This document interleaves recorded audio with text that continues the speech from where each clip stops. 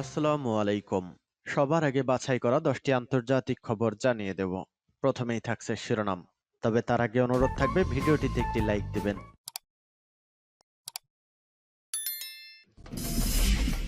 সংবাদের শুরুতেই জানিয়ে দিব সংবাদ শিরোনাম।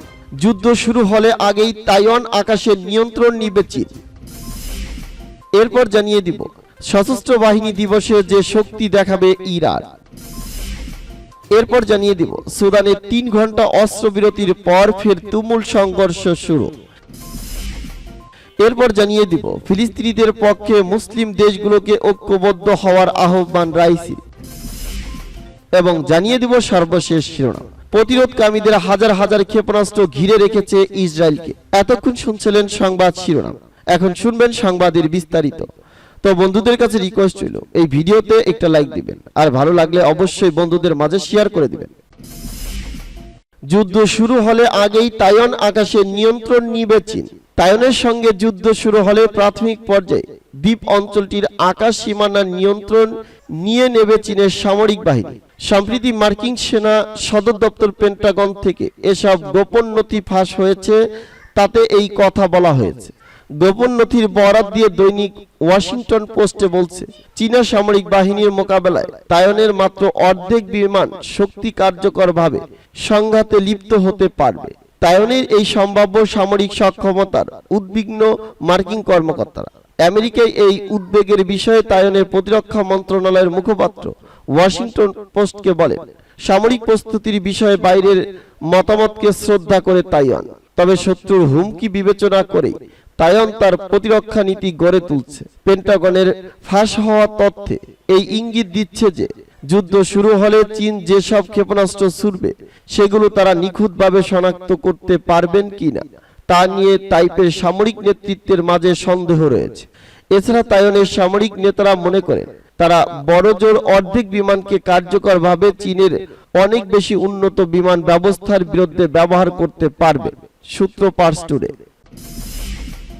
সশস্ত্র বাহিনী দিবসে যে শক্তি দেখাবে ইরান। মঙ্গলবার ইরানের সশস্ত্র বাহিনী দিবস কর্মকর্তারা জানিয়েছেন, এ বছরের সশস্ত্র বাহিনী দিবসের প্যারেড হবে বিগত বছরগুলোর তুলনায় ব্যতিক্রমধর্মী।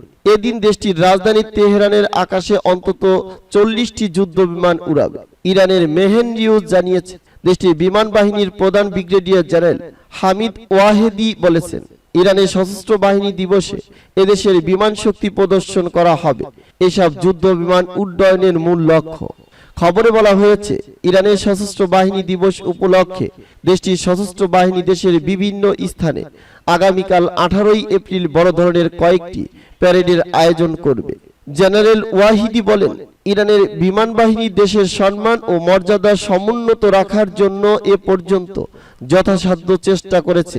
ইসলামী প্রজাতন্ত্র প্রতিষ্ঠার শুরু থেকে এই বাহিনী নিজের দায়িত্ব পালন করতে গিয়ে বিভিন্ন ধরনের অভিযান ও মিশন পরিচালনা করছে। তিনি আরো বলেন, ইরানের সর্বোচ্চ নেতার প্রজ্ঞাপূর্ণ দিক নির্দেশনায় মধ্যপ্রাচ্যে ইরানের সম্মান ও শক্তিমত্তা কতখানি বৃদ্ধি পেয়েছে তা প্রদর্শন করতে চায় তার বাহিনী।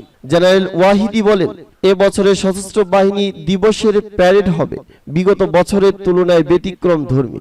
এতে 40টির বেশি যুদ্ধ বিমান প্রদর্শন হবে। এর মধ্যে থাকবে সায়েকো, কোসার, F-4, F-5, F-14, F-7, MiG-29 এবং সুখোই 24। প্রসঙ্গত 1979 সালের 11 ফেব্রুয়ারি ইরানের ইসলামী বিপ্লব বিজয়ী হয়। এর 2 মাস পর একই বছরের 18 এপ্রিল দেশের সশস্ত্র বাহিনী একদল কমান্ডার ইসলামী বিপ্লবের মহান নেতা ইমাম খমেনি রহমাতুল্লাহ এর সঙ্গে সাক্ষাৎ করেন। ওই দিনটিকে স্মরণীয় করে রাখতে ইমামের নির্দেশে 18 এপ্রিল সশস্ত্র বাহিনী দিবস উদযাপন শুরু হয়। সুদানে 3 ঘন্টা অস্ত্রবিরতির পর ফের তুমুল সংঘর্ষ শুরু। মানবিক প্রয়োজন সম্পূর্ণ করার জন্য সুদানে রবিবার সন্ধ্যায় 3 ঘন্টার অস্ত্রবিরতি ঘোষণা করা হয়। নির্ধারিত সময় শেষ হওয়ার পর দেশটির রাজধানী খার্তুমে তুমুল লড়াই শুরু হয়েছে। আল জাজিরার খবরে বলা হয়েছে, সুদানের সেনাবাহিনী এবং প্যারা মিলিটারি ফোর্স RSF এর মধ্যে সংঘর্ষে কমপক্ষে 97 জন বেসামরিক নাগরিক নিহত হয়েছে। আফ্রিকার দেশটিতে সংঘর্ষ আন্তর্জাতিক শোরগোল এবং আঞ্চলিক উদ্বেগ দেখা গেছে। প্রতিবেশী মিশর ও চাদ সুদানের সঙ্গে সীমান্ত বন্ধ ঘোষণা করেছে। 2021 সালের অক্টোবরে সামরিক অভ্যুত্থানের মাধ্যমে বেসামরিক সরকারকে হটিয়ে ক্ষমতা দখল করে দেশটির সেনাবাহিনী। এরপর থেকে সেনাবাহিনী জেনারেলরা স্বাধীন কাউন্সিল এর নামে দেশ পরিচালনা করেছিলেন। এই স্বাধীন কাউন্সিলের প্রধান general Abdel Fattah al Burhan, উপপ্রধান vice president general Mohamed Hamdan Dagalo. সুদানে বেসামরিক সরকার গঠনের অংশ হিসেবে সম্প্রতি আধা সামরিক বাহিনী RSF কে সেনাবাহিনীর সঙ্গে একীভূত করার উদ্যোগ নেওয়া হয়।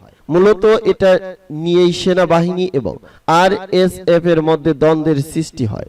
সেনাবাহিনী বলছে RSF কে 2 বছরের মধ্যে সেনাবাহিনীর সঙ্গে একীভূত করা হবে, কিন্তু RSF বলছে এই একীভূতকরণের প্রক্রিয়া যেন অন্তত 10 বছর পিছিয়ে দেওয়া হয়। এছাড়া সেনাবাহিনীর সঙ্গে RSF কে একীভূত করলে সেনাবাহিনী নেতৃত্ব কে দেবে এ নিয়ে দ্বন্দ্ব তৈরি হয়েছে। ফিলিস্তিনিদের পক্ষে মুসলিম দেশগুলোকে ঐক্যবদ্ধ হওয়ার আহ্বান রাইসির। ইরানের প্রেসিডেন্ট ইব্রাহিম রাইসি মুসলিম দেশগুলোর ঐক্য শক্তিশালী করার আহ্বান জানিয়েছেন। তার মতে মুসলিম দেশগুলোর উচিত নির্যাতিত ফিলিস্তিনি জাতির বিরুদ্ধে ইসরায়েলের পাশবিকতা রুখে দেওয়ার চেষ্টা করা। প্রেস টিভি জানিয়েছে, তেহরানে নিযুক্ত তুরস্কের নতুন রাষ্ট্রদূত হিসাবি কিরলানচিন রোববার প্রেসিডেন্ট রাইসির সঙ্গে সাক্ষাৎ করতে গিয়ে তিনি এ আহ্বান জানান। এ সময় ইরানের প্রেসিডেন্ট বলেন, মুসলিম দেশগুলোর জনগণ চায় তাদের সরকারগুলো নির্যাতিত ফিলিস্তিন জাতির প্রতি ইসরায়েলের দখলদার সরকারের অপরাধযজ্ঞের বিরুদ্ধে রুখে দাঁড়ান। কাজেই ইসরায়েলের পাকশিকতার বিরুদ্ধে রুখে দাঁড়ানোর জন্য মুসলিম দেশগুলোকে নিজেদের মধ্যে সমন্বয় জোরদার করতে হবে।